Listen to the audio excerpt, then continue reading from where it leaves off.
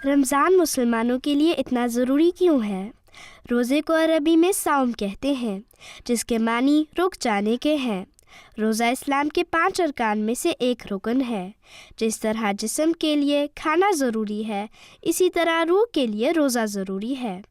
حدیث میں آتا ہے کہ اللہ میاں نے کہا ہے کہ سب عبادتیں جو انسان کرتا ہے وہ اپنے آپ ہی کے لیے ہیں، لیکن روزہ رکھنا اللہ کے لیے ہے، یعنی جو روزہ رکھے گا اسے اللہ خود ہی انعام دے گا، اور وہ انعام کیا ہوگا کہ وہ اللہ کا پیارا بن جائے گا۔ پیارے بچوں، لہٰذا روزہ اللہ تعالیٰ کا پیار حاصل کرنے کا ذریعہ ہے، اور جس شخص کو اللہ تعالیٰ کا پیار حاصل ہو جائے، یعنی اللہ تعالیٰ اس سے خوش ہو جائے، تو اس شخص کے دل اور جسم کو اپنے نور سے بھر دیتا ہے اور اسے اپنی نعمتوں سے نوازتا ہے۔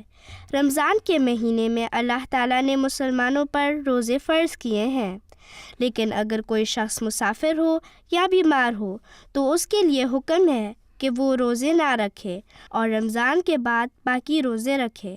پیارے بچوں، رمضان کا مہینہ بہت برکت والا مہینہ ہے، کیونکہ اس مہینے میں حدیث میں آتا ہے کہ جنت کے دروازے کھول دیے جاتے ہیں اور شیطان کو بند کر دیا جاتا ہے، یعنی ہم مسلمان اس مہینے میں برائیوں سے بچتے ہیں اور زیادہ سے زیادہ اللہ تعالیٰ کی عبادت کرتے ہیں۔ اور آپ کو اس مہینے کی ایک اور خاص بات بتائیں کہ اس مہینے کو 3 عشروں میں تقسیم کیا گیا ہے۔ ایک عشرہ 10 دن پر مشتمل ہوتا ہے۔ پہلے روزے سے 10 روزوں تک، یعنی پہلے عشرے کو رحمت کا عشرہ کہتے ہیں، یعنی اس عشرے میں ہم مسلمان اللہ تعالیٰ کی رحمت مانگتے ہیں، اس لیے ہمیں اس عشرے میں اللہ تعالیٰ سے دعا کرنی چاہیے۔ اے میرے رب، مجھے بخش دے، مجھ پر رحم فرما، یقیناً تو سب سے بہتر رحم کرنے والا ہے۔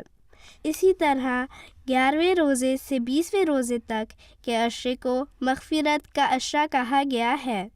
اس عشرے میں ہم مسلمان اللہ تعالیٰ سے بخشش طلب کرتے ہیں، اس لیے ہمیں چاہیے کہ اس عشرے میں زیادہ سے زیادہ دعا کریں کہ میں اللہ تعالیٰ سے اپنے گناہوں کی بخشش مانگتا ہوں۔ اے اللہ، تو ہی ہمارا پیدا کرنے والا ہے اور یقیناً میں تیری طرف رجوع کرتا ہوں۔ پیارے بچوں، رمضان کے آخری 10 دن یعنی تیسرے عشرے کو نجات کا عشرہ کہتے ہیں۔ اس عشرے میں ہم مسلمان اللہ تعالیٰ سے اپنے گناہوں کی معافی مانگتے ہیں، اس لیے اس عشرے میں ہمیں چاہیے کہ زیادہ سے زیادہ یہ دعا کریں کہ اے اللہ، تو بے شک معاف کرنے والا ہے اور معاف کرنے کو پسند کرتا ہے، بس تو ہمارے گناہوں کو معاف کر دے۔ بس اتنا ہی نہیں بلکہ اس مہینے کی آپ کو مزید اہمیت بتاتے ہیں۔